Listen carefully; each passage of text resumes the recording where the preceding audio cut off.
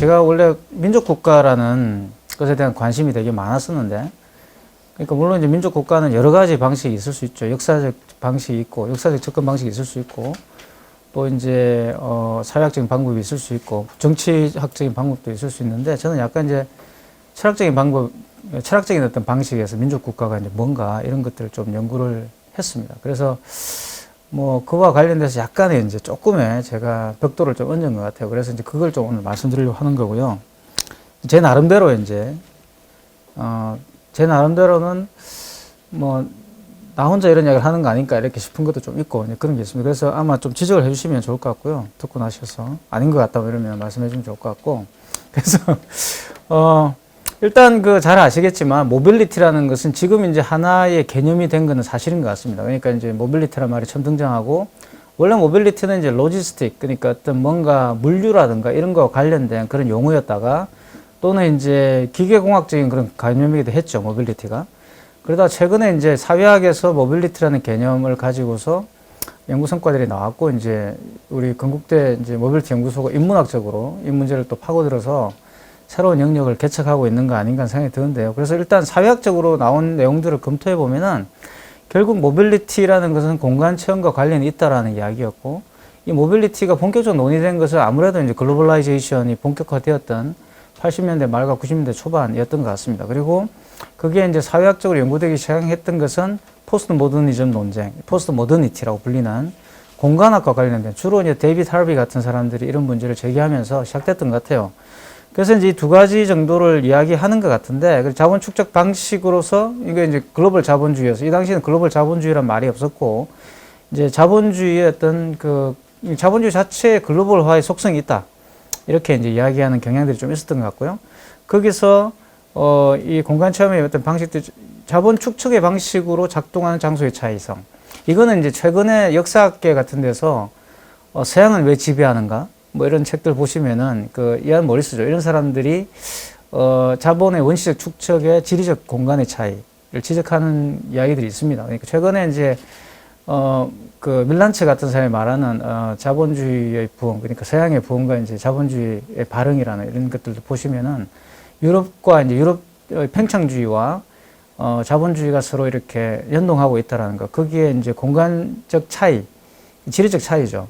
그러니까 식민지를 개척해가지고 거기에서 있는 원재료를 가져와서 말 그대로 무에서 유를 창조하는 겁니다. 그게 바로 이제 설탕이라든가 면화라든가 이런 것이었다는 거죠. 그리고 뭐 여기에는 향료 같은 것도 들어갈 것이고, 그래서 그런 것들에 의해서 이제 원시 축적이 이루어졌다고 이제 주장하는 그런 역사적 성과들이 좀 있고요. 그래서 그런 이야기들과 같이 고민해 볼 수 있는 그런 주제라는 생각이 듭니다. 그리고 그 다음에 나온 게 바로 이제 이거는 이제 로컬리티라든가 글로컬라이제이션이라고 뭐 이런 용어들과 연동을 하고 있는, 주로 이것도 이제 지역학이라든가 또 이제 문학 쪽에서 많이 이제 연구를 했던 것 같아요. 그러니까 정체성의 근거로 존재하는 장소성, 이 두 가지가 있는 거죠. 그래서 로컬과 이제 글로벌이라고 부르는 이 두 가지의 어떤 대립된 장으로서의 공간, 그게 뭘까요? 당연히 저는 도시라고 생각을 하는데, 이제 그래서 그건 좀 이따 말씀을 드리고, 그래서 결국 모빌리티를 결정하는 가장 중요한 개념은 결국 근접성이다라는 거죠. 근접성을 어떻게 확보하는가.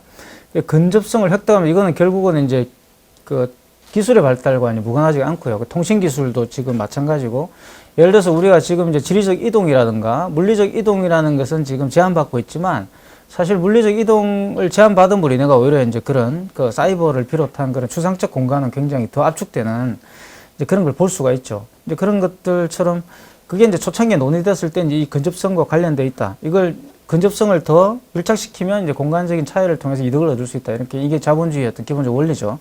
그게 바로 이제 뭐 물류 같은 것을 만들게 되고, 또 이제 통신과 또는 이렇게 이 운송수단 같은 걸 개발하게 되고, 우리가 생각하는 교통, 이제 트랜스포테이션이 이제 발생하게 됩니다.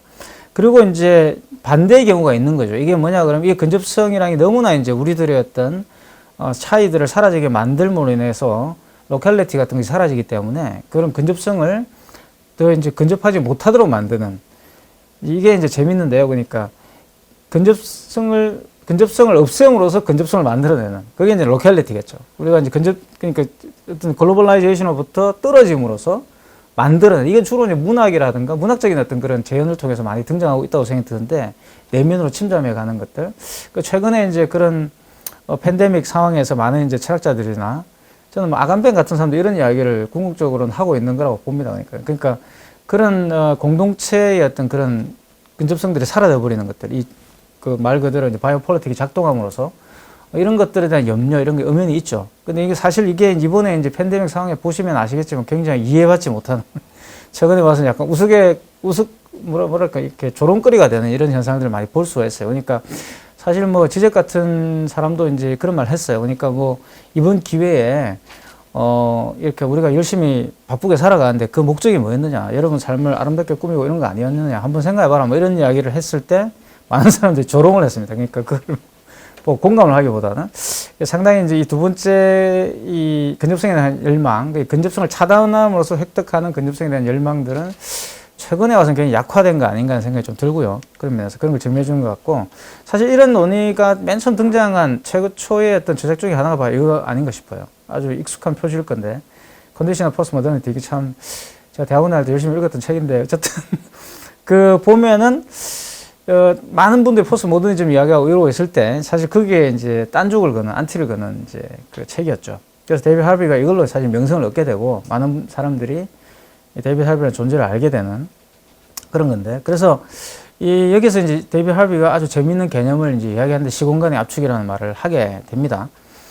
물론 이제 장 보드리아르 이런 사람들도 이런 이야기를 했지만, 이제 이걸 구체적으로 이 사람은 지리학자였기 때문에 구체적으로 공간과 엮어서 이렇게 이야기했던 사람은 하비가 이제 처음이었다는 생각이 들어요. 그리고 이 하비가 그래서 이 시공간의 압축의 세 가지 특징으로 든 게 바로 시간 주기가 단축되는 것, 그다음에 용이한 이동성, 그다음 공간의 분열, 이 세 가지를 지적하게 되거든요. 근데 사실 뭐 지금 돌이켜 보더라도 이 지적은 상당히 이제 설득력이 있죠. 지금 우리가 경험하고 있는, 지금은 너무 상식화되어 가지고 이제 더 이상 이거 자체가 관심을 촉발하지 못하는 상황까지 왔지만, 어쨌든 이 세 가지 특성들이 지금 우리의 공간 체험을 지배하고 있는 건 사실입니다. 그것도 바로 모빌리티라는 어떤 개념으로서 우리들에게 강제되고 있다는 생각이 드는데요. 그래서 뭐 제가 이제 드리고 싶은 말에 이제 본론에 해당되는 건데, 그런 결국은 하비가 말한 포스트 모더니티라는 것을 그것이 추상적 개념이었다고 하더라도 그것을 물화시키고 있는, 물질화시키고 있는 공간을 찾아보면 결국 글로벌 시티인 거죠. 그러니까 대도시입니다. 대도시인 것이고, 저는 이게 이제 제가 갖고 있는 생각인데요. 글로벌라이제이션이 뭐냐라고 했을 때, 일반인들에게 다가가는 어떤 체험적인 공간 체험으로 다가가는 거라고 했을 때, 궁극적으로는 그것은 이제 대도시 체험으로 이제 다가가게 되는 거죠. 그래서 이게 이제 모든 문제의 근원인 겁니다. 팬데믹의 근원도 사실 이거라는 저는 생각이 들고, 뭐 소셜 미디어라든가 수많은 이제 뭐 문학 작품까지 포함해서 영화라든가, 가장 징후적인 영화가 바로 이제 누굽니까, 뭐 예를 들어서 각 도시마다 돌아다니면서 이렇게 우디 알렌의 했던 각 도시마다 테마를 만들어서 이렇게 영화를 찍는다든가, 이런 것들이 이제 여기에서 저는 발생했다고 봐요. 그게 이제 최근의 현상인 거죠. 최근의 현상. 그리고 이제 버짓 항공이 등장해서 수많은 이제 투어리스트들이 막 이렇게 각 도시를 돌아다니고, 이런 것들이 이제 이 공간 체험에, 말 그대로 하비가 이야기했던 포스트 모더니티의 공간 체험이 도시라는 물질성을 통해서 구현됨으로써 이루어졌다는 겁니다. 그리고 거기에 모든 이제 이른바 부가가치가 높은 상품들이, 이제 상품 교환을 비롯해서 이런 것들이 집결하게 됐던 거죠. 그게 이제 저는 이게 되게 중요한 어떤 포인트라고 생각하는데, 왜냐하면 이 글로벌화된 시티는 민족 국가 내부에 위치하지만 민족 국가가 아닌 거죠. 그러니까 이거는 민족 국가 내에 포섭되지 않는 공간이 되어버리는 겁니다. 이질화되는 공간이 되고, 뭐 이제 막스주의적으로 본다면은 이것은 이제 국제 자본의 어떤 공간이 되는 것이고, 그죠? 그리고 또 이제 우리 어떤 개인적인 어떤 그런 삶의 영역에서 본다면 이거는 이제 세계 시민, 어떤 시민 자격증을 획득할 수 있는 그런 공간이 되는 곳이에요, 여기가.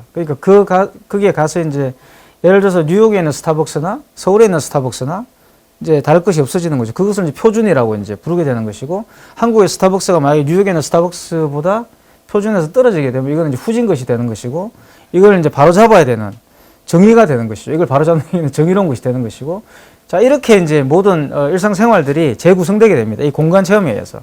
이게 저는 이제 우리가 이제 맞닥뜨리고 있는 상황이었던 것이고, 이게 이제 코로나 바이러스에 의해서 이제 스톱이 된 거죠.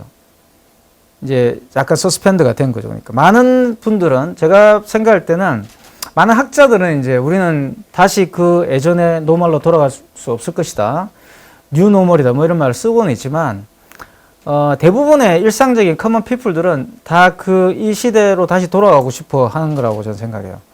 많은 분들이 이 시대로 다시 돌아가고 싶어 합니다. 그러니까 이 글로벌 시티의 공간 체험으로 돌아가고 싶어 하는 상황이 되어 있는 거죠, 지금. 이게 이제 앞으로 상당히 이제 흥미로운 문화적인 어떤 그런 긴장들을 만들어낼 거라고 저는 생각을 하는데요. 그래서 어쨌든 이게 되게 중요하고요. 그러니까 이런 것을 표현해 왔던 것이 바로 이제 사람들에 따라서는 이제 피플스 저널리즘이라고 부르기도 하고 또 이제 뭐 이 말 그대로 이제 소셜 미디어라고 부르는 1인 미디어죠. 1인 미디어에 의해서 계속 재현되어 왔던 이제 그런 것들이 저는 있었다고 보고 이것을 어떻게든 유지하려고 하는 것이 지금 이제 뭐 방역이라든가 이런 것이 모든 것이 목적이 되고 있는 것 같아요. 그러니까 일단 유럽은 일단 이걸 포기한 것 같아요. 유럽이나 미국은 뭐 좀 이제 다른 그 메커니즘을 가진 것 같고 이제 들어오기 전에 잠깐 이진영 선생님 말씀을 드렸지만 빌 게이츠 재단 같은 것이 이제 움직이면서 사실은 이걸 이제 돈벌이 기회로 지금 보고 있는 정황들이 좀 포착되고 있죠. 사실은 우리나라에 와가지고 지금 빌 게이츠가 우리나라를 주목하는 이유도 우리나라 이 집단 이 매스 테스트라는 게 사실 수많은 검체를 사실은 이제 확보하는 거기 때문에 사실 바이러스 이 전략에 가장 중요한 것은 검체 확보입니다. 근데 이제 유럽이나 이런 데는 어려운 거죠, 그게. 인권이라는 문제도 있고 여러 가지 이제 자기들이 가지고 있는 법적인 문제들이 있기 때문에. 근데 이제 우리는 이제 이게 너무나 쉽게 이루어지는 나라인 것이죠. 그리고 거기다가 우리는 또 중국보다는 훨씬 투명한 나라고 정부가 개방돼 있고, 그죠? 그리고 또 국민들도 말 잘 듣고 또 여기에 또 하필이면 또 너무나 존경받는 대통령이 와 계시고 이러니까 너무나 이게 좋은 조건이에요, 지금. 제가 볼 때는. 그래서 이제 한국 방역이 그것 때문에 주목을 받은 거라고 저는 생각합니다. 그러니까.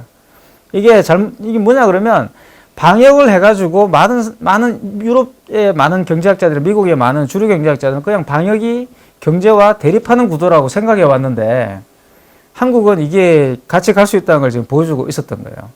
뭐 물론 이제 지금 뭐 이태원에서 또 발생을 했지만 저는 뭐 또 잡힐 거라고 봐요. 지금 뭐 모든 걸 동원해서 지금 또 뚜드려잡고 있기 때문에 뭐 조만간 또 잡히겠죠. 그러니까 이렇게 할 수 있는 나라가 전 세계에 어디 있느냐는 거죠. 중국은 너무 덩치가 크기 때문에 할 수가 없고 우리나라만이 이제 할 수 있는 제2의 싱가포르 아닌가 싶어요. 제가 볼 때는. 그래서 어쨌든 제가 드리고 싶은 말의 요지는 바로 이겁니다. 그러니까 도시라는 것이 글로벌 도시라는 게 들어오게 되면 이거는 민족 국가 내에 위치하지만 민족 국가 내에 그 손해가 되는 겁니다. 그러니까 손해가 되는데 그 손해라는 것이 마이너로서의 손해가 아니라 이 민족 국가의 어떤 그런 것을 끌고 가는 어떤 헤게모니를 쥐게 되는 이 공간이 된다는 거죠. 이게.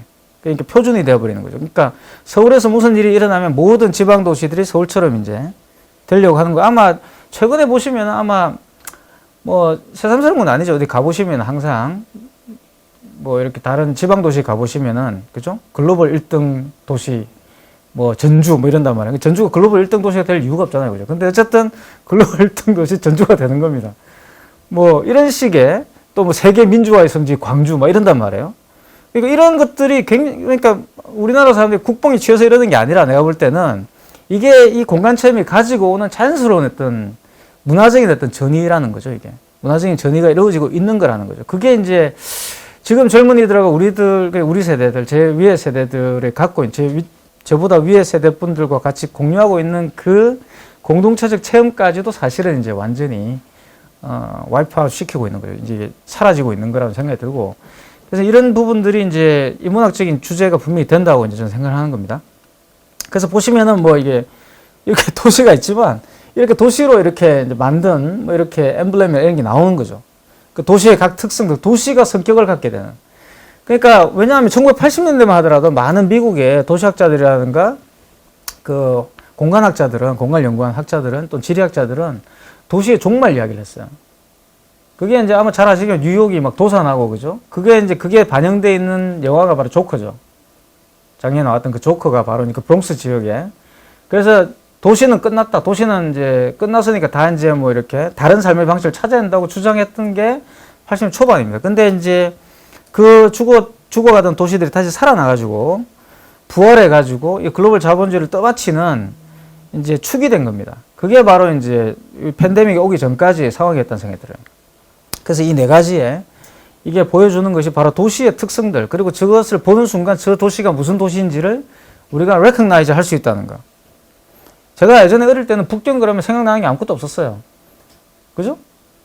뉴욕 그래봤자 뭐 뉴욕 정도나 뉴욕, 런던 이 정도나 이제 상징물이 있었죠. 뭐 뉴욕 하면 빅벤이 있고 뭐 이제 파리 가면 에펠탑이 있고 그랬는데 이제는 아시아의 도시들도 여기에 다 이제 가담을 하고 있고 우리가 몰랐던 뭐 저기 아디스아바바나 이런 데도 이제 비슷한 어떤 풍경들을 점점 가지게 된 겁니다. 여러분들 아마 아프리카도 가보시면 깜짝 놀라실 거예요.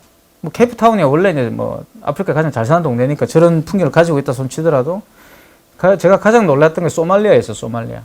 소말리아 우리 생각하면 김혜자 씨가 가서 이렇게 뭐 안고 이렇게 중맥이고 이런 것만 생각나잖아요. 아닙니다.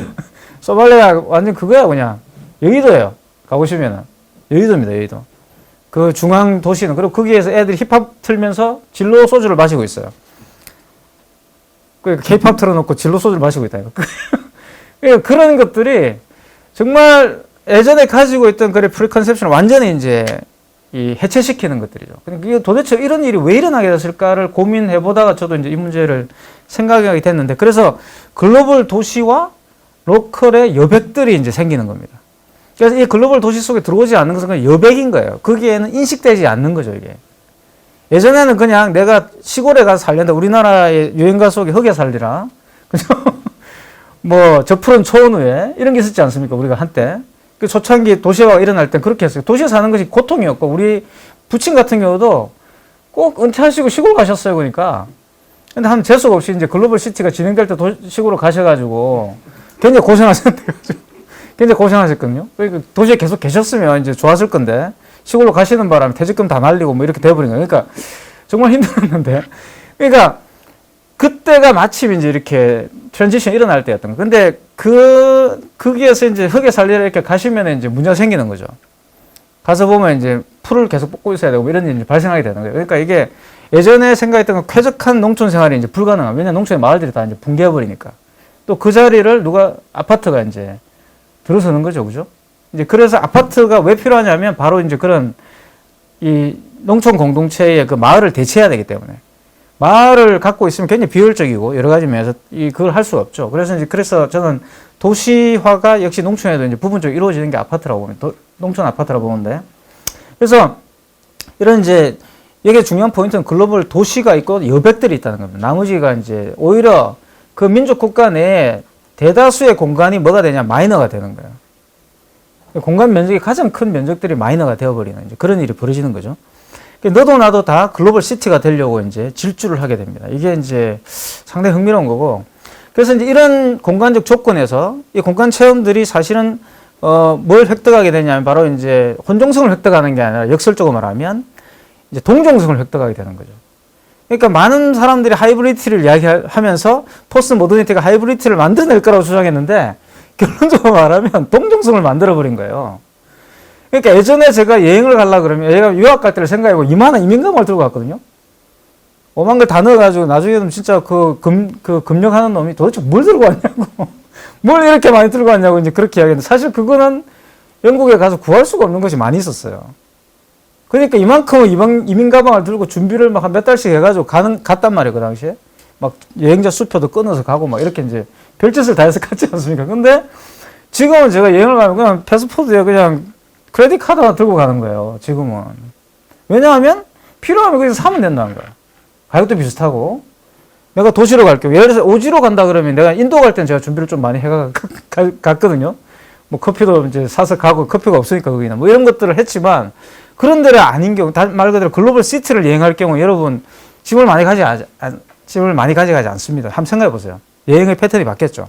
지금 또 그 소셜 미디어 이런 거 검색해 보시면 여행 팁들, 꿀팁들이 막 올라오잖아요. 대부분 보시면은 가져가야 될 것, 가져가지 말아야 될 것. 그리고 결정적으로 뭐가 있죠? 뭐 이렇게 그 안에서 장거리 여행에서 어떻게 이제 특히 여성분들은 어떻게 아름다움을 유지하느냐 뭐 이런 거 있잖아요. 그죠? 뭐 팩을 하고 이런 거. 제가 정말 대한민국 여행자들 놀랐다고 생각하는 게 그 비행기에서 팩을 하신다니까. 근데 그걸 또 퍼뜨렸어요. 그래가지고 다른 분들도 팩을 해. 처음에 그걸 비웃던 분들도 어느 날 보고 있으면 같이 팩을 하고 있어요. 그러니까 이런 것들이 동종성을 만들어낸다는 거지. 그러니까 절대 이게 혼종성이 아니라는 거예요. 동종성을 만들어내고. 그래서 이게 이제 글로벌 투어리스트라는 것이 이제 만들어진다는 거예요. 투어리스트라 그러면 예전에는 그냥 신혼여행이나 가고 이렇게 로컬에 무전여행 가고 이런 걸 생각했는데 그게 아니라 투어리스트라는 하나의 뭐 이건 직업이라 불러야 돼. 하여튼 하나의 속성이 생긴 거죠, 우리들에게. 그래서 마치 우리가 로컬에 머무는 이유는 투어리스트가 되기 위한 것이 되어버렸어요. 그러니까 내가 직장에서 일을 하는 이유는 여행을 가기 위한 것이 되어버렸죠. 그러니까 일을 잘하기 위해서 여행을 가는 게 아니라 이제는 여행을 가려고 직장을 다니는 이런 일이 벌어지게 된 거예요. 자, 이게 이제 저는 굉장한 변화라고 봅니다. 그러니까 이게 뭐 다른 분 어떻게 보면 경제학이 내는데 보면 사소하게 보이겠지만 어쨌든 이 문학적 관점에서 보면 굉장히 큰 변화죠. 왜냐하면 인간의 주체성이 달라졌기 때문에 쾌락의 어떤 정의가 달라진 거예요. 투어리스트의 정의가 생긴 거죠. 자, 그럼 투어리스트가 뭐냐? 이게 이제 재밌는 게 이게 한 10년쯤에 유행했던 아메리칸 투어리스트의 전형이에요. 보시면은 투어리스트들 반드시 이러고 다닙니다. 저러고 나타나는 미국인이죠. 선글라스를 끼고, 저 선글라스를 이렇게 잠자리 선글라스를 끼고, 모자를 쓰고, 저런 이상한 하와이안 셔츠를 입고, 반드시 샌들을, 양말을 신고 신어야 돼요. 그리고 반바지를 입고 있습니다. 저게 이제 아메리칸 투어리스트인데, 저게 이제 아예 이렇게 작품을 만들었습니다. 그러니까 드완 헨슨이 투어리스트라는 아예 작품을 만들어, 저거는 밀랍 인형으로 만든 투어리스트예요. 진짜하고 똑같이. 지금 어디 있더라? 저게 뭐만 있나? 하여튼 있어요. 여기 가면 있는데, 이게 이제 프레드릭 제임슨의 그 컬처럴 로직 오브 레이트 카피탈리즘 거기 나오죠. 이 작품을 분석하기 나오는데, 이게 아메리칸 투어리스트였던 전형을 이제 보여주는 거죠. 저런 형식이잖아요. 카메라를 들고. 이제 물론 지금은 이제 좀 달라졌지만, 지금 저러고 다니면 안 되죠. 그러니까. 그럼 이제 이런 것들, 뭐 이제 쇼핑. 여기 보시면 꼭 저런 이제 구두를 신습니다. 그러니까. 할머니 구두를 신고 저렇게 들고 이제 다니는 이런 모습들. 그러니까 이게 이제 어떻게 보면 우리가 과거에 알고 있던 투어리스트인 거죠. 이걸 이제 이 모습은 지금 어디로 옮겨갔습니까? 중국인 관광객으로 옮겨갔죠. 중국인 관광객 저러고 다니잖아요, 지금. 그러니까 이런 게 이제 그거고. 그래서 심지어는 이런 것도 있어요. 아메리칸 투어리스트 스타트 킷이라고. 이거 사시면 저 세트를 다 줍니다. 그러니까 반드시 나이키 양말에 이제 샌들을 반드시 신어야 되고, 그리고 뭐 있는 거, 저는 모자도 이제 꼭 라코스테 모자, 골프 모자라고 꼭 쓰고 다니고, 반바지, 저는 사파리 반바지를 입고 하와이안 셔츠를 입어야 됩니다. 제가 이 셔츠가 있어요, 저한테. 제가 우연히 갖다 샀어요, 이거. 그 빈티지샵에서 샀는데, 지금 굉장히 많이 팔고 있더라고요. 꼭 저렇게 입고 다녀야 됩니다. 그러니까 저게 뭐, 이게 이제 물론 풍자지만, 어쨌든 하나의 대중문화의 밈이 이제 된 거죠. 그래서 그 역할을 하는 거고, 마지막 히로키가 이제 최근에 이제 책을 한 권 썼는데 그 투어리스트의 철학이라는 걸 썼습니다. 근데 뭐 지금 제가 알기로는 한국에 지금 번역되고 있는 줄 알고 번역이 안 됐으면 참 여기서 냈으면 좋았을 건데 딱 맞는 책이에요. 근데 이 책을 쓰기 전에 이제 약한 연결이라는 작은 책을 이제 아즈마 히로키가 썼었는데 거기에서 약간 이제 이런 문제를 논의하고 있고 논의하다가 이제 본인이 이제 이게 뭐 괜찮은 주제라고 생각했는데 책을 아주 두꺼운 책을 한 권 썼습니다. 그래서 이제 아즈마 히로키 이런 말을 합니다. 투어리스트는 철학적 주체다. 이게 이제 아즈마 히로키가 투어리스트를 하나의 이제 글로벌 주체로 본 거죠. 글로벌 주체성으로 투어리스트를 보는 거. 이건 굉장히 저는 통찰력 있는 그런 논의라고 저는 생각을 하고요. 그래 투어리스트는 철학적 주체다. 이게 뭐 그냥 일시적으로 존재하는 그런 게 아니라 철학적 주체로서 다뤄져야 된다라고 했고요. 그다음에 그러면서 이제 볼테르를 이야기하면 여행 소설 형식을 빌어서 깡띠드에서도 신은 오류를 저지르지 않기 때문에 세계는 완벽하다는 라이프니츠의 낙관주의를 비판했다. 그러니까 이제 계몽주의의 어떤 글쓰기를 아즈마 히로키가 분석하면서 결국은 그 계몽주의를 비판하는 많은 그 주체들이 사실 알고 봤더니 근대적 주체였고 그 근대적 주체는 알고 보니까 다 투어리스트였다는 거예요. 저도 이제 그 책을 읽고 다시 이렇게 찾아보니까 대부분 다 이제 투어리스트죠.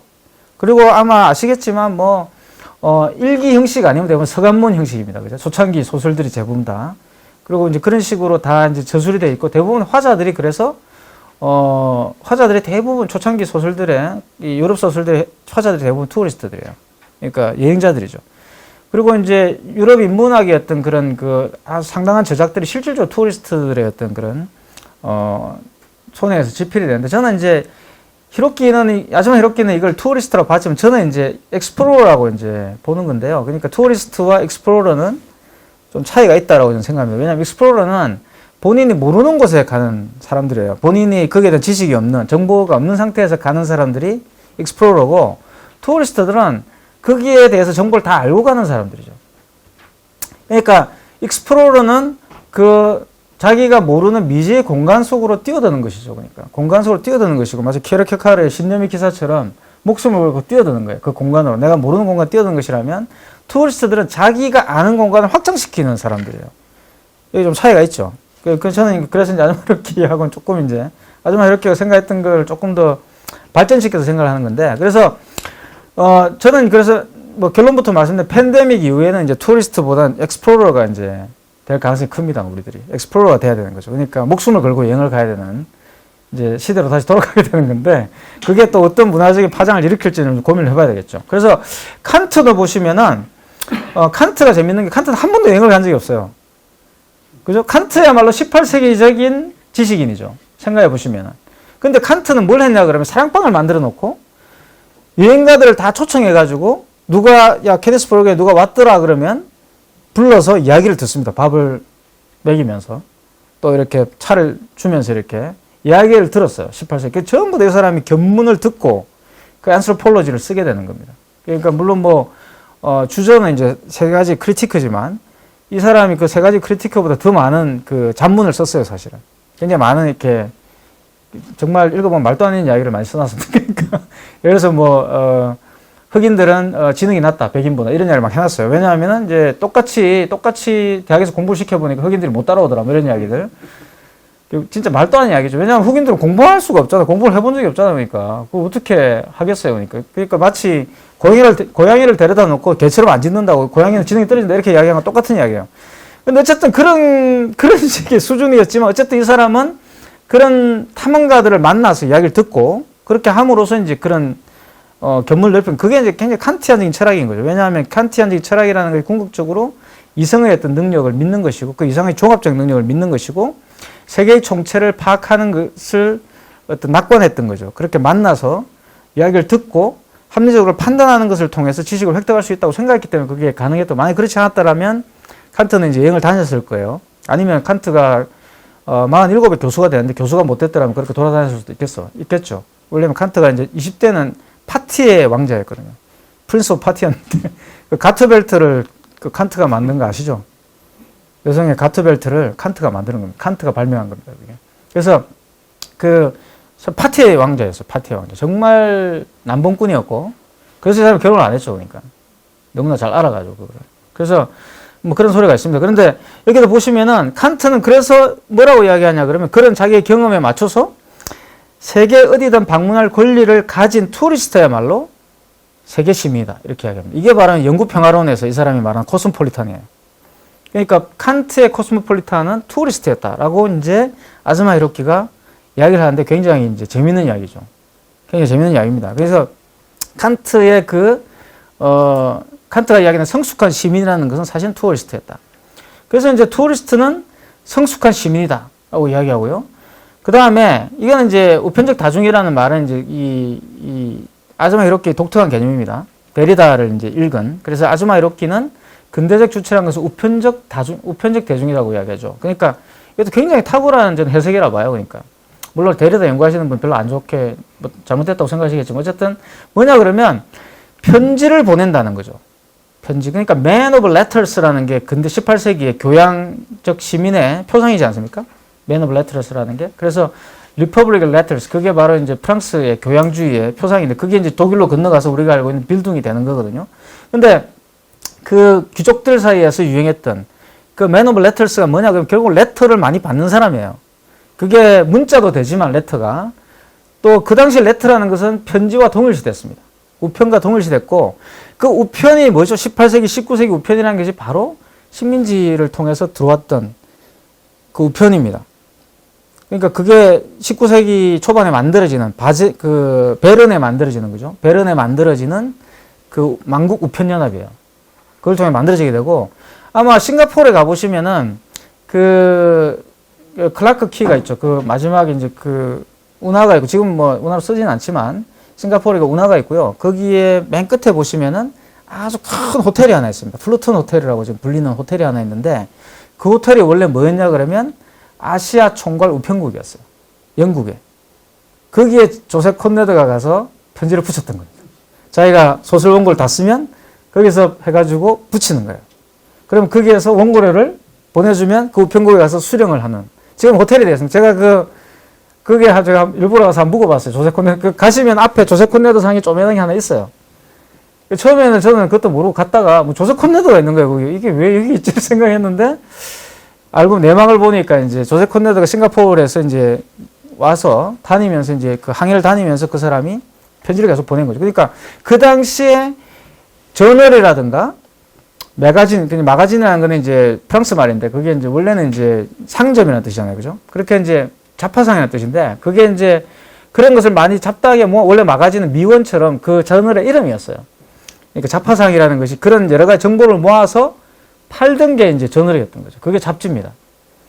그래서 이제 잡지라고 이제 일본 사람이 번역을 한 것이었고 그래서 저는 그게 단순한 그냥 뭐 우리가 잡지가 있으니까 잡지다가 아니라 그러한 아주 밀접한 공간적인 어떤 그런 이질성을 통합하는 매체로서 우편이 쓰였다는 거죠.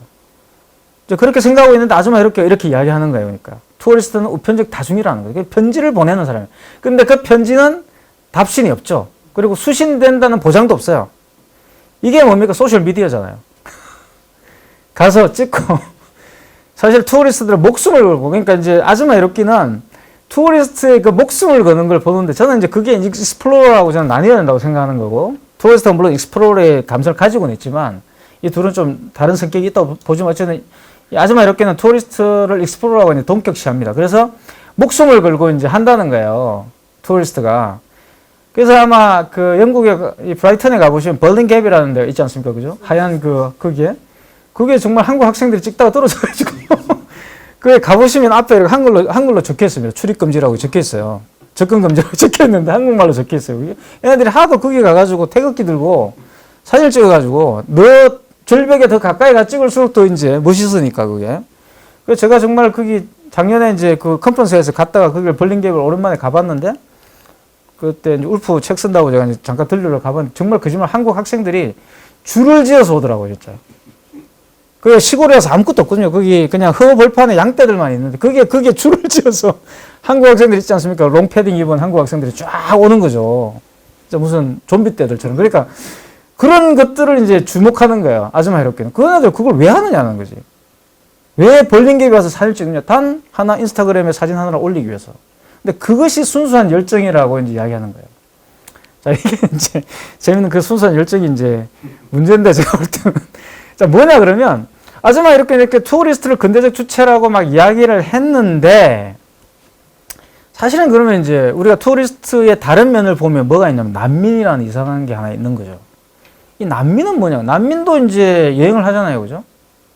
여행을 하는데 왜 난민은 뭐며 여행을 하지만 왜 난민은 투어리스트가 못 되는가라고 했을 때 그러니까 난민은 제가 볼 때 투어리스트의 다크사이드예요. 여기에서 이제 저희들은 그러니까 아줌마 이렇게는 투어리스트를 코스모폴리탄이라고 이야기하고 국가를 초월해 있는 존재인 것처럼 이야기했지만 난민을 우리가 그 투어리스트의 그늘에서 발견하는 순간 우리는 정말 뜻하지 않게 이상한 존재를 조우하게 됩니다. 그게 바로 민족국가인 거죠. 그게 이제 제 논의고.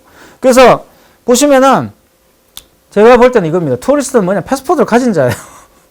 난민은 패스포드가 없어요.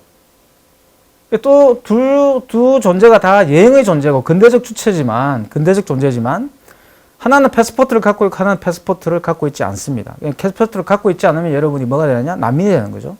제가 좀 있으면 보여드리겠지만. 그러니까 물론 뭐 터미널이라는 영화를 보시면은 거기 이제 갑자기 나라가 사라져가지고 이제 그 안에 갇히는 그런 이야기가 있고. 그래서 그럼 패스포트를 누가 발행을 해줍니까? 패스포트는 어떻게 갖게 됩니까? 우리가 신청을 해야 되죠. 구청에 가서 신청한다. 근데 그 구청이 뭐냐? 바로 민족국가예요. 재밌는 게 뭐냐면 난민은 지금 생각하면 굉장히 우리한테 나쁜, 안 좋은 이미지지만 보십시오. 휴도 세인트 빅토라는 이 말이 굉장히 유명한 원래 원문입니다. 원래는 이제 에드워드 사이드가 오리엔탈리즘에서 인용을 해가지고 유명해졌어요. 서문에서 저런 말 했단 말이에요. 그러니까 에드워드 사이드가 했던 말은 그거죠. 마음이 위약한 자는 자기 고향만을 고향으로, 자기가 태어난 곳을 고향으로 여기고, 마음이 강한 자는 타향을 고향으로 만드는 자고, 마음이 완전한 자는 모든 곳이 타향인 자다. 이런 말을 해요. 그게 에드워드 사이드가 이제 그 말을 제가 읽고 정말 감동해가지고 항상 제가 써먹었는데, 어디 가가지고. 근데 알고 봤더니 그게 이제 이 사람이 했던 말이더라고. 12세기 사람입니다. 이 사람 12세기 때 사람. 그러니까 휴더 세인트 빅토르라는 사람이 했던 말이고 이 원문은 이래요. The person who finds his homeland sweet is tender beginner. 그죠? He to whom every soil is as his native one is already strong. But he is perfect to whom the entire world is a foreign place. 모든 곳이 다 낯선 곳이 되는 그 사람이 뭐냐? 완전한 사람이죠. The tender soul has fixed his love on one spot in the world. The strong person has extended his love to all places. 이게 tourist죠. The perfect man has extinguished his. 없애버린다. 자기가 태어난 공간, 자기의 공간을 다 없애버린 사람이 뭐야? perfect한 사람이다. 이 perfect라는 사람은 이 라틴 중세적 개념에서는 freedom입니다. 이 스피노자적 개념에서 freedom을 말하는 겁니다. 완전하게 그 체제의 일부가 되어버리는, 그 신의 섭리 속으로 들어가는 그 사람인 거죠. 어디를 가더라도 다 자기의 낯선 곳인 거예요. 왜냐하면 자기는 어디에 속하니까? 신의 영역에 속해 있기 때문에 그렇다는 겁니다. 그게 이제 이야기인데, 이때만 보시더라도 난민은 나쁜 사람이, 난민은 뭐야, 이렇게. 잘못한 사람이 아니죠. 그죠? 여기 보시면은,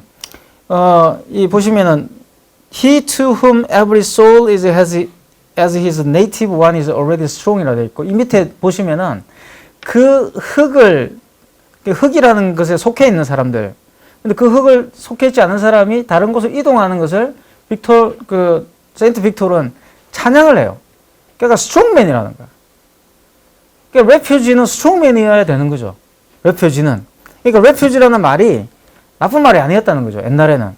그러니까 어딘가를 떠난다는 것 자체가 굉장히 자기가 있던 땅에서 멀리 떠난다는 것 자체가 그것이 강제에 의해서든 본인에 의해서든 떠난다는 것 자체는 그 사람을 강하게 만들어준다라고 믿었다는 거예요. 근데 이제 지금 레퓨지는 그런 사람들이 아닙니다. 이제 그걸 이제 해명하는 말이 바로 유명한 아렌트의 말이죠. 그죠? 아렌트 말, 이걸 요약해서 말씀을 드리면 이게 이제 그 We Are Refugee라는, We Refugee라는 이제 그 책에, 그 논문이죠. 그게 이제, 이 미국에서 이제 그 전쟁이 끝난 뒤에 한참 이제 안티세마티즘이 다시 이제 막 이렇게 일어났을 때 그 한나 아렌트하고 참여를 해서 이제 그 에세이 컬렉션을 만들어요. 그 레퓨지와 관련된. 그때 이제 아렌트가 기고를 한 챕터입니다. 그게 나온 내용인데 이게 보시면 자기의 고향을 떠난 이들은 홈레스다라고 했죠. 그러니까 이제 앞에 맞던 빅토, 그죠? 세인트 빅토와 비슷한 이야기를 하는데 근데 이게서 아렌트가 무슨 이야기를 합니까? 그 사람들이 그러니까 땅을 떠나는 건 좋은데 그 권리를 박탈당하는 순간 그 사람들은 뭐가 되느냐? 강한 사람이 되는 게 아니라 뭐가 되어버리냐면 쓰레기가 되어버린다는 거예요. 지상의 쓰레기가 되어버린다. 지구의 쓰레기가 된다는 거죠. 이게 이제 난민에 대한 정의입니다. 그러니까 근대에 오면은 이 난민이 스트롱맨이 아니라 스트롱 퍼슨이 아니라 뭐가 됩니까? 쓰레기가 되어버리는 거예요. 자, 이게 왜 발생하느냐는 거죠. 무엇 때문에 이런 현상이 발생했는가가 이제 제 궁금증이었고, 보시면 이렇게 쓰레기가 되어 있죠. 그러니까 이게 쓰레기죠. 바다의 쓰레기. 이렇게 찍었는데 이걸 뭐 아름답다고 생각하시는 분은 아무도 없을 거예요. 이걸 보면서 끔찍하다고 생각하겠죠. 그죠? 권리를 박탈당한 자들입니다. 그래서 이게 이제 뭐 제 생각인데 칸트에 따르면은 계몽된 인간은 민족의 국경에 얽매이지 않는 세계 시민주의자여야 합니다. 토리스트. 그죠? 그러나 난민이라는 것은 이런 계몽주의적 이상에 반하죠. 왜냐하면 이 사람은 세계 시민주의자가 아니에요. 누가 세계 시민주의자가 되기 위해서 난민이 되라고 하겠습니까? 그죠? 난민은 민족 국가로부터 축출되었고 권리를 박탈당한 존재라는 거죠. 여기서 중요한 포인트가 바로 민족 국가입니다. 난민으로서 그들은 인터내셔널한 공간, 민족 국가 사이 경계에 존재할 수밖에 없게 되는데 이 민족 국가의 경계에 without rightless하게 존재하게 되면 권리가 없이 존재하게 되면 그 권리를 증명해 주는 게 패스포트거든요. 그 권리를 없이 존재하게 되면 쓰레기가 되는 겁니다. 그래서 제가 볼 때는 이 앞에서 세인트 빅터가 찬양했던 자기의 흙을 떠난 강한 자라고 불렀던 그 사람들이 더 이상 강한 자가 될 수 없는 원인은 민족 국가 때문에 그런 거죠. 민족 국가의 출현 때문에 그런 일이 벌어지게 되는 거죠. 킹덤에서 네이션 스테이트로 이행하면서 이게 이제 근대성이라 부를 수 있을 건데 모빌리티의 개념이 완전히 바뀌게 되는 겁니다. 모빌리티가 민족 국가에 의해서 제한되게 된 것이고 그 민족 국가라는 것이 이제 이런 그 국민이냐 난민이냐 결정하는 잣대가 된 거예요. 그런 주체가 되어버린 거죠. 이게 이제 핵심이라고 저는 생각이 들고, 그런 면에서 근대 말 그대로 이제 우리가 이야기하는 20세기, 19세기를 거쳐서 20세기로 진입하는 민족 국가가 만들어진 이 시기에 일반적인 어떤 인간의 인류의 어떤 존재 상태라는 것은 어떻게 보면 난민일 수가 있다는 거죠. 이게 우리는 국민이 이제 우리의 어떤 항구적인 존재 상태라고 생각할 수 있겠지만, 난민이 이제 존재 상태일 수 있다는 거예요. 우리 항구적인 존재를 규정하는 것은 역설적으로 난민일 수 있다는 겁니다. 우리가 민족 국가로부터 축출당하는 순간, 왜? 우리가 역적이 되면 축출당하죠. 역적이 되는 순간. 그러면 난민이 되는 거예요. 그리고 그 도메스틱한 그 정치적 공간 내에서 끊임없이 뭐가 일어납니까? 난민을 만들어내려는 일이 벌어지게 되죠. 대표적인 게 지금 이태원에서 발생한 클럽. 굳이 클럽이라 해도 되는데 게이 클럽이라고 한단 말이에요. 그래서 게이를 특정해서 게이를 난민으로 이제 만드는 거죠. 언제든지 우리는 오히려 난민이 되기 쉽다는 거죠. 난민이 되기 쉽고, 최근에 지금 이제 이번에 나온 책 중에 하나가 그거죠. 임계장. 그죠?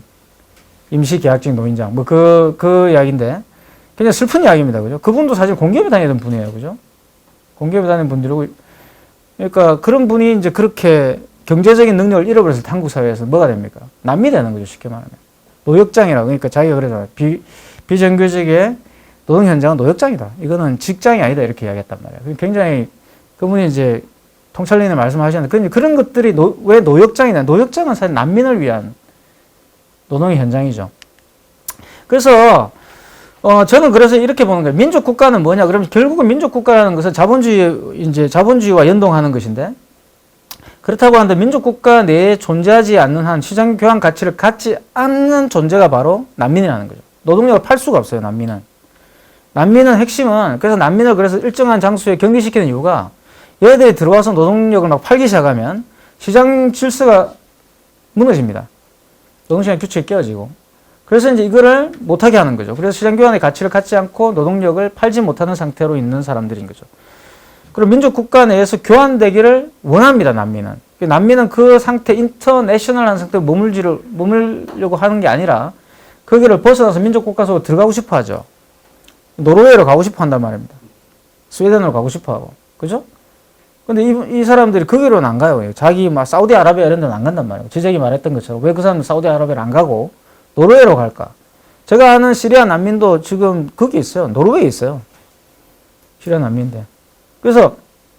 그러니까 이 민족 국가에서 기본적으로 노동력을 상품으로 팔고 싶어하는 사람들인 거죠. 난민이라는 존재들. 그러니까 이게 이제 투어리스트의 다른 면인데, 많은 사람들이 투어리스트가 이제 어떤 그런 세계 시민의 항상성이라 생각하는데, 역설적으로 말하면 난민이야말로 마치 무의식처럼 이 그러니까 투어리스트라는 어떤 존재를 떠받치고 있는 항상성일 수가 있다는 거죠. 오히려 난민이 우리 항상성일 수 있다는 거죠. 민족 국가 내에 있으면. 그래서 이제 이런 예는 좀 다른 애죠. 그죠? 노동력을 팔 수 있는, 이 사람 시리아 난민입니다. 그죠? 시리아 난민 출신이에요. 이 스티브 잡스가. 근데 이 사람은 뭐죠? 본인의 가치를 생산했기 때문에 뭐가 된 겁니까? 미국이 됐고 전 세계적인 코스모폴리탄이 되는 거죠. 이게 저는 그런 걸 증명한다고 보고, 그래서 이 두 가지가 대립 요소가 있는데, 제가 이제 이거는 좀 내용이 지루할 것 같아서 좀 재미삼아 넣은 건데, 이게 뭐냐면 시리아 난민들이 이제 몇 년 전에 이야기예요. 그리스의 코기라는 어떤 섬이 있는데, 그 유명한 휴양지 섬입니다. 거기에 도착한 장면이에요. 근데 여기는 이제 투어리스트들이 이렇게 열심히 비치 생활을 즐기고, 저기 이제 도착을 했는데, 이 투어리스트들은 이게 무슨 상황인지 모르고 있는 거예요. 쟤들이 뱃놀이를 하는가 보다 이렇게 이제 생각하고 있는 겁니다. 이게 이제 실시간으로 중계가 돼가지고 보게 되는 건데, 이렇게 이제 오게 되고 여기는 누워 있는 거예요. 그러니까 이 사람들이 볼 때 저 얘네들은 그냥 물놀이 하는 것처럼 보이는 거야. 근데 이 사람들은 이제 필사적으로 지금 해안가로 오고 있는 거죠, 지금. 보이죠? 이렇게 얘네들은 지금 편하게 놀고 있고, 쟤네들은 이제 필사적으로, 그러니까 이 사람들이 생각할 땐 쟤네들 투어리스트고, 그죠? 이 사람들이 이쪽으로 오고 싶은 그런 상황이 된 거죠. 심지어 사진도 찍고, 이렇게 투어리스트들이 남미에 도착하니까 막 사진도 찍고 있고, 지금. 그리고 이제 남기고 간 것을 이렇게 아무 생각 없이 이렇게 지나가고 있습니다. 이 투어리스트의 현장에 바로 난민들이 도착한 거죠. 굉장히 좋은데, 이거 뭐 이제 얘네들은 이제 온 사람들이에요. 시리아에서 건너온 이제 난민들이고, 쟤네들은 이제 이렇게 또 이제 서로 투어리스트와 뒤섞여 있는 모습. 그리고 이제 이거는 스페인인데 투리스트 좀 그만 오고 레퓨지 좀 와라 뭐 이렇게 이제 하는. 그래서 투리스트와 레퓨지를 마치 다른 것처럼 이제 인식을 한다는 거예요. 저는 이제 이런 구호도 저는 문제적이라고 생각합니다. 왜냐하면 투리스트하고 레퓨지 사실 차이가 없다는 것이 제 생각인데, 근대 국가, 이른바 민족 국가 내에서 민족 국가 그렇게 가려고 있는 것처럼 보이지만 사실은 이 둘 사이의 그 구별이라는 것은 절대적 구별이 아니라는 거예요. 뭐 여기 보시면은 tourist, you are a terrorist 뭐 이렇게 이야기한다든가, 뭐 이렇게 마치 이제 이 레퓨지는 훌륭한 사람이고 토리스트는 뭔가 악당 같은 그런 느낌을 줍니다. 근데 보세요. 이게 이분들이 이제 도착해서 맨 처음 한 일이 뭐냐 그러면 이렇게 사진을 찍은 거예요. 셀카를 찍었어요. 자, 우리도 이런 사태가 있었죠. 제주도에 왔는데 이제 사진을 찍었잖아요. 그러니까 그 예멘 애들이. 그러니까 뭐 갑자기 뭐, 아니 도대체 이제 레퓨지가 말이야, 난민이라는 놈들이 아이폰을 가지고 이게 말이 되냐 뭐 이런 이야기를 막 찍었단 말이에요, 사람들이. 그러니까 난민이면 난민으로서의 자리에 있어야 되는 거야. 이렇게 투리스트가 되면 안 되는 거죠. 무슨 말? 근데 이분들은 그 시리아에서는 또 아이폰을 가지고 있는 투리스트였다는 거지. 이분들이 레퓨지 자리에서 어떤 영토 속으로 들어오니까, 민족 국가의 영토 속, 물론 그것이 법적으로 보장되지 않는다 하더라도 어쨌든 랜드에 착륙하는 순간 무슨 일이 벌어집니까? 투리스트로 돌변해서 이제 셀카를 찍게 됩니다. 인스타그램 올렸겠죠. 우리 무사히 도착. 이렇게. 뭐 이렇게 단체 사진도 찍고, 야, 뭐 이렇게, 이건 또 어디서 가져왔어요? 그 힘든 와중에 이건 가져온 거야. 이게 뭐냐? 이게 난민의 어떤 그런 비도덕성? 타락을 보여준다. 그건 아니라는 거지. 역설적으로 난민은 없을 수도 있다는 거죠. 또 반대로 투리스트는 없고 난민이 있을 수도 있다는 거죠. 이게 이제 핵심. 저는 이제 난민이 당연히 항상적 존재라는 거죠. 이게. 이거 보십시오. 이게 이제 보시면은 중국인 관광객들은 난민을 오인받아가지고 격리된 거예요. 독일에서. 왜 저랬을까요? 그러니까 뭐 이렇게 옷차림이 이제 좀 이렇게 안 좋았겠죠. 그러니까 난민인 줄 알고 그냥 가둬버렸습니다. 그래가지고 뭐 저 항의하고 무슨 난리가 났는데 그냥 마이그레이션 캠프에 집어넣어버린 거예요. 그러니까 뭐 이렇게 있다가 빠져나온 그런 이야기. 이런 일들이, 다시 말하면 현실 속에서 보면 난민과 투리스트라는 것은 구별되지 않는 거죠. 정확하게 말하면. 그리고 이제 에이웨이웨이 같은 경우도, 에이웨이웨이라는 이제 이 중국의 작가인데, 이 사람이 사실은 최근에 이제 이런 본인 스스로 이런 그 정치적인 작품을 만들고 있는데, 이게 바로 난민을 다룬 그런 작품입니다. 뭐 이런 아주 큰 거대한 풍선이에요. 풍선을 가지고 이렇게 만들어서, 그럼 뭐 자기가 이렇게 이제 그 흉내, 내나 그 이제 누구죠? 그 샬리 압도에 나왔던 그 시리아 어린이, 걔 죽은 모습을 이렇게 본인이 연기하고, 또 이렇게 구명정들을 이렇게 띄워서, 이거는 이제 룩셈부르크 공원이죠. 파리에 있는. 그 앞에 띄워가지고 이렇게, 퍼포먼스를 합니다. 그래서, 이제 결론을 말씀드리면, 그래서 이 세계 시민주의와 영구평화 조건이 이렇게 쭉 있는데, 칸트는 세계 시민주의가 되려면 이 세 가지가 돼야 된다고 이야기했어요. 그러니까, 리퍼블릭, 모든 국가가 공화국이 돼야 되고, 그 다음에 헌법을 가지고 있어야 되고, 그 다음에 이제 자유연방이 있어야 돼. 자유국가들끼리 연방이 이루어져야 돼. 유엔 같은 게 있어야 되고, 세 번째가 이제 이 월드 시리즌십, 세계 시민권이 있어야 된다. 이렇게 이야기해요. 이 세 가지가 되면 영구 평화가 획득된다고 했습니다. 그게 이제 2차 세계대전 이후에 많은 사람들이 이 칸트적인, 아이디얼리즘의 기초에서 유엔을 만들게 되는. 근데 이제 칸트가 몰랐던 것이 있죠. 그리고 지금 우리가 목격하고 있는 상황이 있습니다. 바로 그게, 이게 이제 그건데요. 좀 복잡하게 적어놨는데, 민족 국가라는 관념은 어떤 의미에서 열망의 표현이에요. 우리 같은 경우는 독립이라고 부르는 열망의 표현이었고, 그 다음에 이제 이런 사회문화적인 정체성을 통치자들에 접합하는 것은 결코 온전하지 않기 때문에 항상 뭡니까? 민족 국가에 대한 열망. 우리처럼 이제 항상 뭐죠? 안에 내부에 적이 있잖아요. 토착 외국, 이런 적이 꼭 있고, 그죠? 또는 뭐, 우리 한국 여성들은, 젊은 여성들은 너무 외국인을 좋아하는 것 같아요. 이런 말을 한다든가.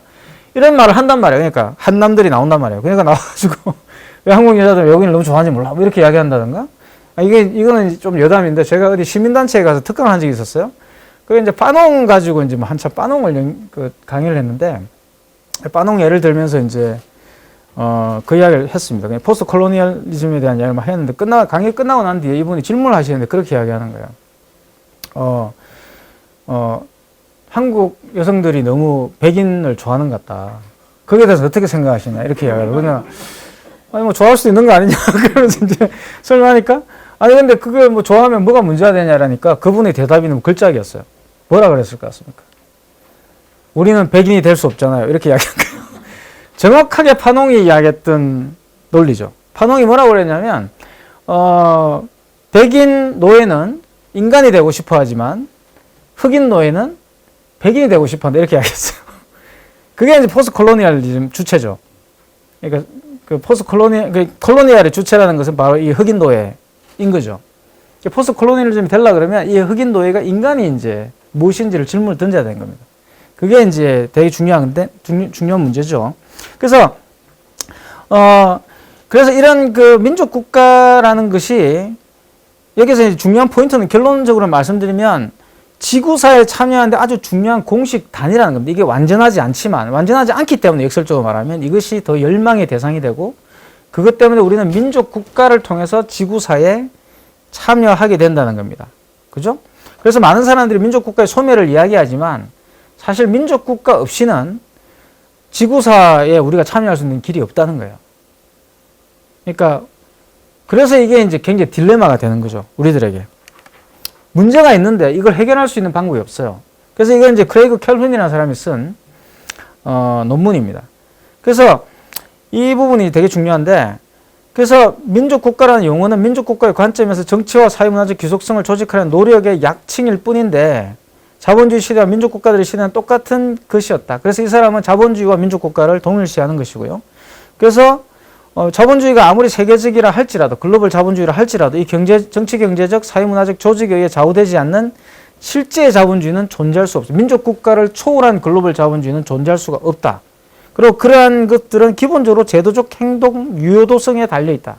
우리도 지금 보시면은 그렇게 막 전 세계적인 우리가 선도국가가 되었다고 하지만 사실 그 이유는 그런 메시지 밑에 깔리는 건 뭐죠? 우리 민족국가가 점점 더 이제 발전하고 있다. 이런 생각이란 말이에요. 민족국가에 대한 표상이 계속 있는 거죠. 세계를 이야기하면서, BTS 이야기하면서도 항상 거기에는 뭐가 있어요? 한국이라고 부르는 것들이 K-팝이라는 것이 붙는단 말이에요. 코리안 웨이브라는 게 붙는다는 거죠. 그러니까 이게 이제 굉장히 아이러니한, 맥도날드를 우리가 아메리칸 맥도날드라 부르진 않는데, 우리는 계속 이제 그걸 K-팝이라 부르고, K-햄버거라 부른다 이거야. 이게 이제 핵심인 거죠. 이게 이제 왜 이런 일이 벌써, 이게 우리가 뭐 후져서 그러는 이런 게 아니라, 이게 민족국가의 속성이죠. 그러니까 제국가 민족국가가 있다고 한다면, 이 민족국가를 통해서만 우리는 여기에 참여할 수 있게 되는 겁니다. 자, 그게 이제, 그래서 이게 이제 지적이 말하는 이거와 연결된다고 저는 보는데, 난민은 비록 자신의 고향을 떠났다 손치더라도 어쨌든 스칸디나비아로 가려고 합니다. 자기의 이상향으로, 자기의 이상적 민족국가로 가는 거. 난민은 그럼 뭐냐? 자기의 민족국가를 버리고 다른 민족국가로 가고자 하는 자들이죠. 근데 그 노르웨이도 없는 거예요. 노르웨이 사람들도 이번에 이제 팬데믹이 그걸 너무나 잘 보여줬죠. 노르웨이는 없다라는 것을. 이제 그 환상을 다 무너뜨린 것이 이번 상황이죠. 그래서, 이런 것이 바로 이제, 결국 제가 말씀드렸던 것처럼 이 민족국가라는 것이 민족국가라고 짝칭되는 그러한 형식으로 계속 남아있다고 한다면, 말 그대로 로컬하게, 도메스틱하게만 남아있다고 한다면, 그 국경 내에 거주한다고 한다면, 또 민족국가가 글로벌 자본주의하고 대립적 관계를 이룬다고 한다면, 팬데믹이 발생 안 했을 거예요. 그죠? 그러니까 지구가 지금처럼 통합되지 않고 조금 덜 통합이 되었을 때, 사스나 메르스 때, 한번 생각해 보십시오. 그때하고 지금 너무 차이가 나죠. 그때는 오히려 사스나 메르스 같은 경우는 오히려 지금보다 더 강력한 바이러스였으면 그때는 그렇게 전염이 많이 되지 않았습니다. 그 이유는 이제 그만큼 이제 시간 공간의 압축이 지금은 더 많이 이루어졌기 때문에. 그러니까, 근데 그것이 민족 국가를 소멸시키면서 압축되는 게 아니라 민족 국가 내에 글로벌한 공간성을 더 많이 창조하면서 만들어진 거예요. 그러니까 이게 이제 계속 갈등을 이제 유발할 수밖에 없는 거죠. 그죠? 저는 이게 이제 제가 이제 주장하는 바고, 그리고 민족 국가를 분열시키는 글로벌화가 팬데믹을 이제 불러오게 된 겁니다. 그래서 이게 이제 포스트 코로나에 벌써 이런 게 이제 이런 조사가 이게 이제 에라스무스 스튜던트 네트워크라고 하는 건데, 왜냐하면 이게 팬데믹 때문에 에라스무스 유럽의 EU의 이제 장학 프로그램이거든요. 그러니까 이제 무료 치면 이런 겁니다. 그러니까 한국에 돈을 내면 일본 대학에 갈 수 있고 다 이런 거예요. 이제 그렇게 다 연결되어 있는 건데 이제 그게 지금 안 되고 있기 때문에 지금 또 아시겠지만 아시아 학생들이 다 빠짐으로써 유럽의 지금 대학들이 심각한 지금 재정난을 겪고 있어가지고 이걸 지금 하고 있는 것 같아요. 벌써 지금 하고 있어요. 팬데믹은 끝나지도 않았는데 벌써 지금 하고 있어요. 얼마나 답답하면. 그래서 유어 모빌리티에 어떤 영향을 주느냐 이런 걸 연구를 해보겠다. 그래서 설문조사를 지금 하고 있더라고요. 제가 그래서 다운받아 온 거고. 그래서 이게 이제 뭐 이걸 초창기 팬데믹을 그린 브루겔의 유명한 그림이죠. 죽음의 승리라는. 그리고 이제 이거 뭐 스페인 플루죠. 이거 앞에 이거는 이제 사실은 이 흑사병, 그 블랙데스를 그린 거고요. 이거는 뒤에는 이제 이 스페니시 플루라고 하는데 사실 스페니시 플루도 스페인에서 시작된 건 아니고 지금까지 알려진 바는 미국에 시작돼서 이제 갔다는 것이고 뭐 이런 오직 이제 스페인만이 이제 그걸 인정해가지고 스페니시 플루라고 이제 불린다 뭐 이런 식으로 하더라고요. 근데 어쨌든 이것도 재밌는 게 뭐냐 그러면 1918년에 있었습니다. 그러니까 1919 우리 이제 3.1운동 전에 한참이 독감이 유행했다는 거죠. 지금의 풍경이죠. 코비드 풍경. 그래서 이게 이제 어떻게 보면 그래서 이제 지금 많은 그 학자들이 주장하는 게 Return of the Nation State라는 것인데, 네이션 스테이트가 돌아오고 국가가 다시 귀환할 것이다. 근데 이런 것은 제가 볼 때 너무나 나이브한 진단이라고 좀 봐요. 그러니까 네이션 스테이트가 돌아오는 건 아니죠. 아니, 네이션 스테이트가 돌아오는 거냐? 네이션 스테이트가 항상 있었기 때문에. 이 글로벌라이제이션이라 불리는 것도 네이션 스테이트를 지향하면서 나온 게 아니라 네이션 스테이트 안에서 그 안에서 글로벌한 공간을 만드는 방식으로 이루어져 왔다는 이 두 가지는 사실은 굉장히 뭐라 그럴까요? 변정법적으로 통합되어 있는 거죠. 그리고 이것을 보여주는 존재가 바로 난민과 투어리스트라는 우리 존재의 어떤 양가성이라는 거죠. 그런 면에서 코스모폴리탄이라는 것은 불가능한 것이고, 역설적으로 말한다면, 반드시 우리는 어디인가에 속해 있어야 되는 것이고, 이제 그런 문제가 발생. 그래서 이제 자유주의의 어떤 위기, 또는, 물론 이제 신자유주의는 사실 위기가 올 수 있어요. 하지만 그것도 역시 저는 이제 물음표를 치는 게, 많은 분들이 신자유주의라는 게 이제 국가의 퇴행이라고 생각하고, 그 신자유주의를 비판했던 분들이 앞에서 말씀드렸던 것처럼 Return of the Nation State라고 하는 국가의 귀환이라는 지금 수사법을 쓰고 있는데, 제가 이제 동의하는 그런 많은 이론가들의 관점은 그렇지 않죠. 신자유주의라는 것은 뭐냐 그러면, 역설적으로 말하면 고전적 자유주의에 대한 반대죠. 배반이죠. 오히려 이제 정부를 강하게 만드는 것인데, 그러니까 작지만 강한 정부. 그게 신자유주의 모토입니다. 그러니까 경찰 국가로서의 국가를 이제 인정하는 것이고, 그래서 작지만 강한 정부라는 것은 아주 뭐 멋있는 말처럼 들리지만 사실 인건비 안 들어가는 정부예요. 그 뭘 것 같습니까? 우리나라가 너무나 잘 지금 구현하고 있잖아요. 자동화 정부인데. 그래서 우리나라가 또 주목받는 이유도 여기 있어요.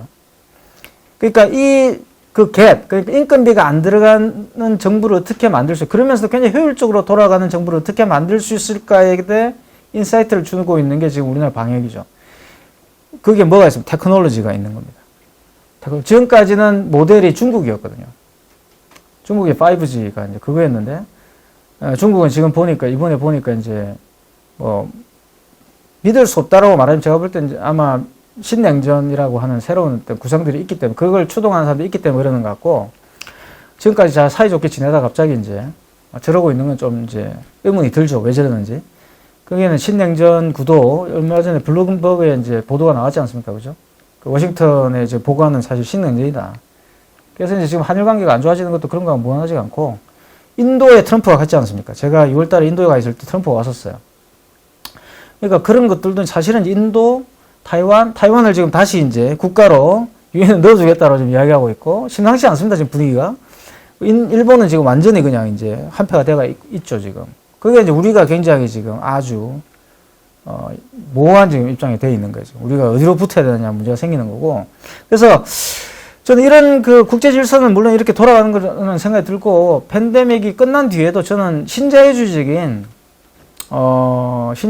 어떤 그런 추세가 그렇게 크게 달라질 것 같다고 생각은 들진 않아요. 그러니까 계속 이제 이 방면으로 갈 것이, 그게 이제 뉴노멀일 수가 있는 거죠. 자기들이 말하는. 근데 그 뉴노멀을 어떤 관점에서 이 뉴노멀을 만들 것인가. 그게 저는 지금의 우리의 과제가 아닌가 싶고, 그래서 새로운 국제주의를 좀 고민해 봐야 된다. 이 국제주의라는 것은 앞에서 제가 말씀드렸지만 국가 간의 어떤 그런 협력, 분류, 이동 이런 게 아니라 어떻게 보면 이제 이 국제주의를 만들어내는 주체들의 그 네트워크인 거죠. 이제 그게 이제 일반적으로 우리가 민족 국가 간의 모빌리티와 다른, 그죠? 어떤 아젠다를 만들어낼 수 있을까? 이런 식의 어떤 전환들이 이루어지는, 결국 이 전환의 핵심은 기술화를 통한 모빌리티의 굉장히 원활성일 거예요. 근데 그 원활성에는 말씀드렸죠. 투어리스트를 비롯한 노동력 상품의 교환은 인정하지만 난민은 인정하지 않는 시민권의 권리는 끊임없이 제한하려고 하는 과정이 될 가능성이 큽니다. 지금보다 더 이제 악화된 그런 방식으로 갈 가능성이 있기 때문에 그런 부분을 극복할 수 있는 인문학적인 어떤 그런 대안, 뭐가 있을까? 그러니까 그것이 우리의 윤리가 될 수도 있고, 우리의 아젠다가 될 수도 있고, 이제 그런 부분들에 대한 논의를 할 수 있는 장은 인문학밖에 없는 것 같습니다. 그래서 그런 부분들을 조금 더 고민해 보자는 게 오늘 제 결론입니다. 감사합니다.